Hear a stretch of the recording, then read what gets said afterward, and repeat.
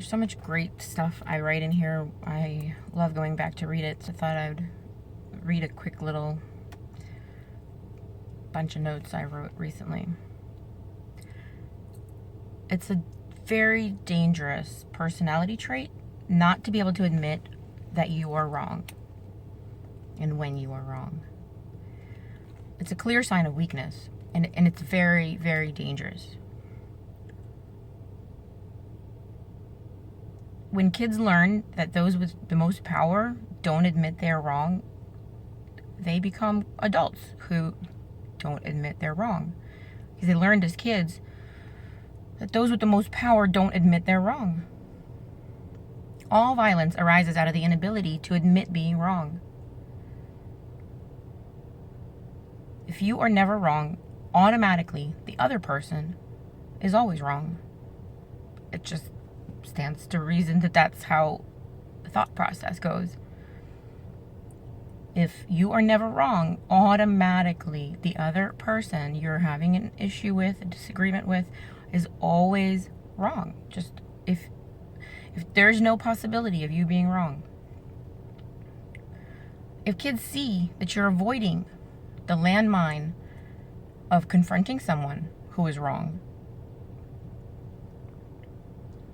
say two parents are fighting and just kids are innocent bystanders, and they see that one parent who is pretty clearly right, but they see them avoiding that landmine of really confronting the wrong person and calling them out on how wrong they are. They see the fear of doing that, opening that can of worms, sort of standing up stronger against that, and then the other person not being able to admit they're wrong, sort of winning. Then kids learn that they internalize and understand that power never admits fault, and they continue to emulate the more powerful person. So a kid who is the child of someone who's actually very gentle and sort of non-confrontational will actually possibly can grow up very confrontational, very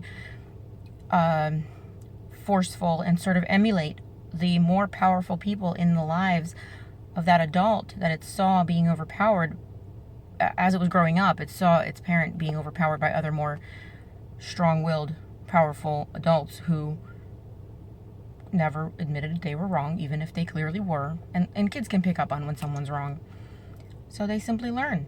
Anyone who avoids the landmines of other people's wrongdoing or doesn't confront it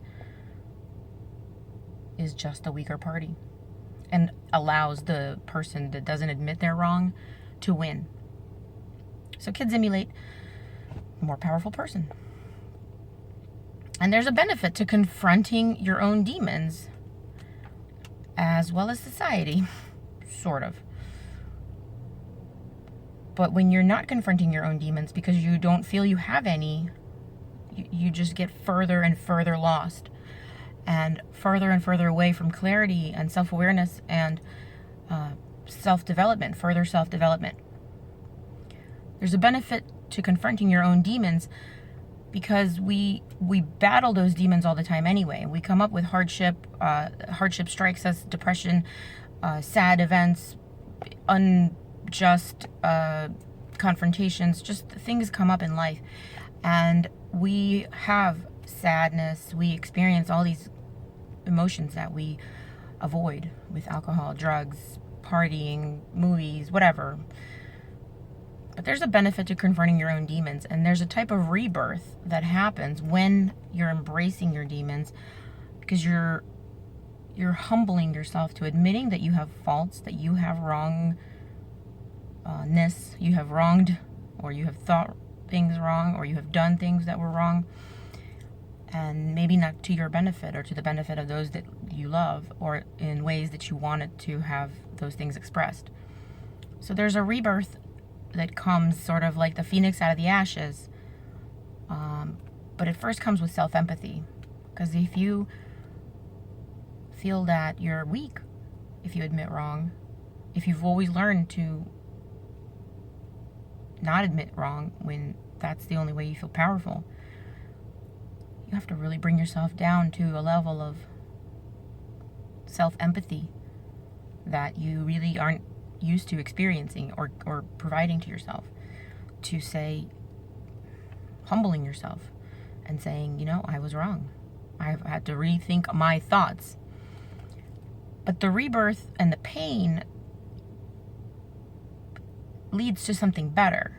Otherwise, you just experience a lot of pain, and it might be milder, it might not be as sharp, but it's sort of like people will just take the mild pain for life versus one sharp pain for then a much happier existence.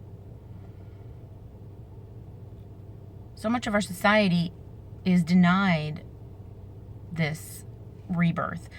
Our society is designed to alleviate our immediate discomfort.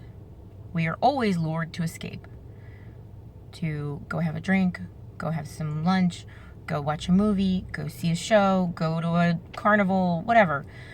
Those things are great, but our society is designed to lure us into alleviating immediate discomfort with drugs and everything else external.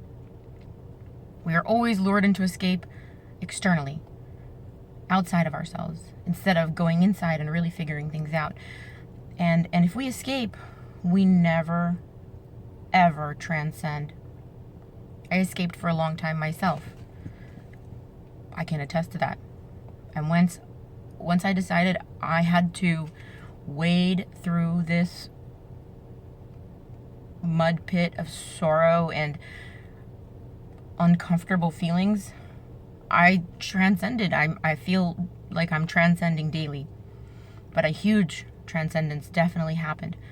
And on the other side, I feel better. I never ever get as down as I used to get down. I never ever feel the way that I used to be. It's hard to explain, and it's self-empathy. When you admit you're wrong, you have to kind of, instead of trying to build walls up, saying, I don't want to show my weakness and admit I'm wrong, you have to literally open the gates and expose yourself and be vulnerable. And that's so much more difficult. And you have to really embrace yourself as if you were externally looking at a smaller you, a younger child like you, and saying, it's okay, I'm here for you. Everything will be okay. And so self-empathy is almost like having both of those people inside one body. The stronger, more mature person in the background, sort of pushing the ego, the young ego forward, saying, this is, in the end, is going to make you feel better. But you must humble yourself and have the ability to admit when you're wrong. Don't be lured into immediate discomfort alleviation. Sometimes, but not before you really understand what you're doing and you understand what you need to do, and do it. So in our crazy, fucked up way, we try to show how strong we are to our kids. And we help them learn that what they need to emulate is power at all costs. Be strong, don't cry, don't admit you're wrong. But we don't say that. We simply just we show them. We can say one thing, but then we show them something else. And if they never learn to admit that they're wrong, it means they never really learn self-empathy and how to be vulnerable to other people.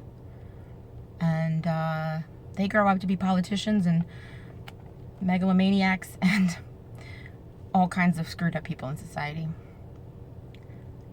who then want to alleviate immediate discomfort even stronger with not only movies and other types of societal fun, but also with welfare and promising to take care of people, and just completely fucked up ways of trying to be powerful yet be on top at the same time, and not seem like a megalomaniac.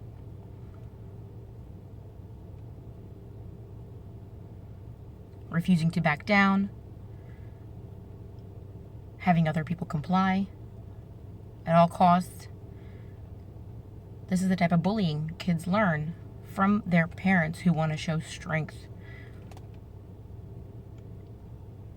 This is either exhibited through avoidance and guilt or escalation and aggression. Escalation and aggression is easy. I don't have to define it, but avoidance and guilt also. Guilt is more of the feminine. Oh, you haven't seen us in months or called us. This sort of passive aggressive guilt. Obviously, I haven't called you because I don't want to. If I really wanted to, I would have. If a relationship is important to me, if I'm really, really into my girlfriend, I'm going to call her. My boyfriend, I'm going to call him. If I'm not calling you, probably because I don't want to, or it's not the right time, or whatever. And then refusing to pack down, that's obvious. Kids learn that. They grow up to be ones that don't back down. They grow up to be ones that guilt or avoid. But avoiding is different. Avoiding is A, ignoring that there's something there, and B, feeling you're not strong enough to stand up to the ultimate power. So just letting it happen and avoiding the pain of experiencing that directly, that wrath of power directly. Being able to admit that you're wrong is a key trait in healthy people and relationships. People who can't admit they're wrong think others won't respect them if they admit that they're wrong. But only a fool loses respect for people who don't admit they're wrong. I have standards in all my interactions, and people cannot demand specific behaviors out of me if those behaviors are not in line with what I consider behaviors that are in line with me. I'm not mentally challenged. I'm fully aware of my behaviors, or at least I am aware of them as much as possible, and I'm open to having people point other things out. And if someone points something out, I'm very open to considering it and admitting that I'm wrong. People who can't admit they're wrong are not open to hearing other people's interpretations of their actions and behaviors. If you want me to interact with you more, to call you more, then make me want to see you and call you more and interact with you more.